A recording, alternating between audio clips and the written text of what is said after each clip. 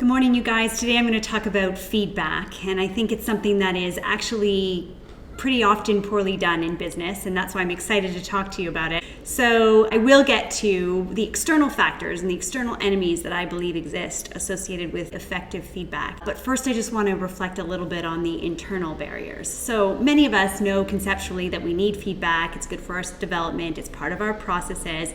And some days, on good days, we ask for feedback, we run for feedback, we appreciate feedback. But then there are days that we actually have an emotional kind of reaction to feedback, and we sort of have a little bit of anxiety around feedback. And I was trying to do some self-reflection on just what's my own internal barriers to feedback, because I can think of the exact same situation where the same event or the same thing that I created, I'd be welcoming the feedback around, and then other situations that could have been peripherally the same, I found myself actually feeling a bit emotional during the feedback. And so for me to sort of think about that, I realized that oftentimes it's not actually the thing, but some of it's the heart and soul you put into it, the sacrifices you put into it. And so as leaders, it's difficult because when we go to give feedback, we make an assumption sometimes that it's just a thing, right? It's just a proposal or it's just a presentation, and that for our individual's development, they need to understand kind of what needs to be different the next time. But depending on what that individual has actually sacrificed, or how much heart and soul, or how much of a stretch it was for them, they can come in with a bit of an emotional charge. So I want us to just play with a little bit of a scenario, because if we don't have our internal incentives right around why we want feedback and the benefit of feedback for us, then we won't do this effectively ever. So the scenario that I sort of thought about that I would definitely have an emotional charge about was this scenario that I'm going to invite you to just sort of get in your head. And that is that you just finished, and I, in my case, will have just finished what I consider to be a very tender and loving kiss with my husband. So you guys can imagine your tender and loving kiss with someone that you love. And I back up and I look at his eyes and I smile, and he says, "Would you like a little bit of feedback about that, Marisa?" And immediately, I think if you feel at all like I feel, you have emotional charge around that scenario. So in that scenario, there's a part of you that's like, no, I do not want feedback. There's no way I want feedback. Like, what on earth are you saying? How dare you ask me if I want feedback on this kiss, right?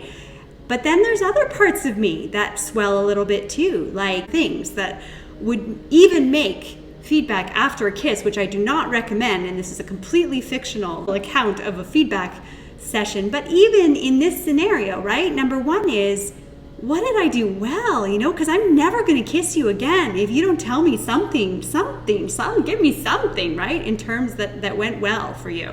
So now we need to know, we want to know what went well. I think the second thing we want to know is, like, what were your expectations? I mean, we're in the kitchen and the kids are in the other room. I mean, like are your expectations out of line with my expectations? So feedback is an ability to really get, because behind any feedback, they're telling you that they had expectations.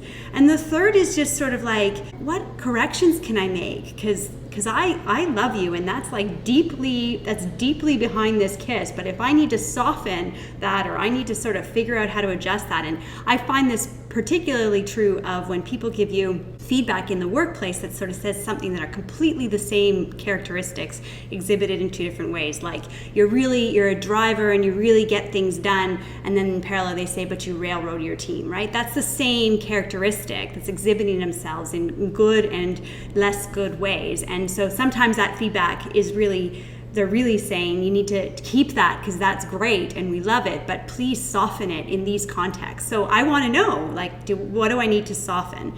And then I think the fourth thing is sometimes it's just sort of, the thing that gives you the courage to ask. And that is, if he's thinking something that he's formed an opinion and he knows that opinion, I need to know that too, because that opinion lives within him. And whether or not I choose to hear it or not, that opinion lives within him. And if I want any chance of changing that opinion, then I need to know what's going on. So the 4 reasons why we really need to kind of run towards feedback, whether it's emotionally charged or not, are those. Okay, so now let's talk about the 4 enemies. And the 4 enemies of feedback, and these are external enemies, so it's a little bit more comfortable of a scenario. They occur in the concept of what I call a feedback value cycle. And I'm going to throw the feedback value cycle up very quickly. It's very simple. The reason why I throw it up is because I want you to imagine this feedback value cycle happening actually can happen hourly, daily, weekly, monthly, but it happens very frequently. It's not linked to the performance management cycle that we're all used to, and it's not really linked to objectives, but it is the meat of the rubber hits the road of where feedback is actionable and effective.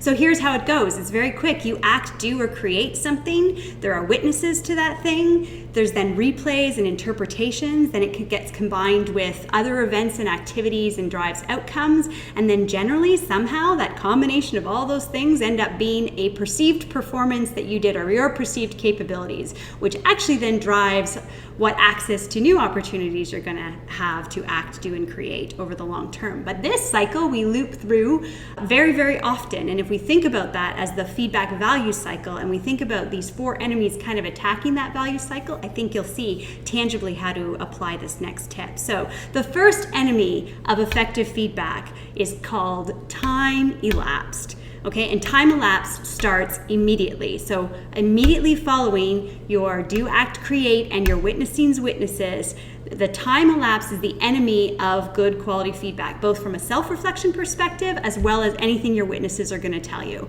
So you need to fight that enemy. You need to ask soon. There's a reason why when there's an accident and there are witnesses, the police don't say, we'll meet with you in 6 weeks to describe what you saw. They interview them immediately because our brains are not capable of retaining all the subtleties for very long. They kind of throw them out. There's no use for them. And those subtleties are where the rich learning is. When the customer sighed at that point, or when he looked at the other guy and who's the decision making, those are the subtleties that are actually going to help you understand how well you did and what you need to continue to do to actually succeed in whatever it is that you're working on. So time elapsed, enemy number 1. Enemy number 2, degrees of separation. Okay, there are only a certain number of people that will be able to give you effective feedback, and those are either you or the people that saw it. And so often in business, we start to get feedback that is as the result of people playing telephone tag, the game of telephone. I mean, as kids, you played the game of telephone where you whispered in the first person's ear and they went around the circle. And the reason why that game is funny is because by the end of the circle, it's that the message has completely been transformed, and that is very true of feedback. You're fighting enemy of degrees of separation. Someone starts to give you feedback that you know that they weren't in the room. You asked to talk to the horse's mouth. Okay, you really fight enemy number 2. And enemy number 3 is something I will call discomfort. And that is, all of us as leaders have emotionally charged times when we thought we were giving sort of very straight, effective feedback and the person freaked out. And so sometimes there is this enemy in the room when you're trying to get feedback called discomfort. And that enemy is yours to address. I can tell you, you will know that the enemy is in the room because people start sounding crazy. They start speaking with all of these and sort of and kind of, and they're not giving you details, and they add all of these words that we kind of might think that perhaps you're not something, and you're like, what? And you don't understand. So as soon as you start to hear cryptic messages, do not tolerate cryptic messages. Call a spade, recognize the enemies in the room, and it's your job to make that person feel comfortable. I can tell you one personal story. I'm a big Princess Bride fan, and if you guys haven't seen The Princess Bride, I'm sorry if this escapes you, but one of my favorite lines is Wesley when he says to the guard that's, pretending that he's going to take him to a ship when he's actually going to try and go torture and kill him. The guard says to Wesley, come on, we need to get you to your ship. And Wesley says, we are men of action. Lies do not become us, right? Sometimes you have to give people that same kind of spirit of the conversation, like give them reassurance. Say, I can take this and I want to understand what you perceive, because you know, and lots of other people obviously know, because you feel like you need to tell me something, then I need to know because it's about me, right? So that's the other third enemy. And the final enemy of effective feedback is what I will call incorrect sort of attributions, correlations, and extrapolation, right? I mean, basically it's when your activities combine with a whole bunch of other events, and then there's an outcome, and then all of a sudden this history is rewritten, and it can be rewritten in a positive light or a negative right, but at the end of the day, it's not helpful feedback because it doesn't properly reflect what you actually did or exhibited in the context of the feedback. And so with that, you got to take it with a grain of salt. It has a life of its own, and it is the enemy of effective feedback, but it is what it is. So those are the 4 enemies of effective feedback, and I absolutely welcome you to challenge those enemies. I welcome you to also build your own confidence around why you want to give and get effective feedback in this context. So that's it for today. I hope you enjoyed the episode. If you do, please share. If you also would like to subscribe to my mailing list, please do, or come to my website and send me a note. Would love to hear from you. Thanks very much and have a great day.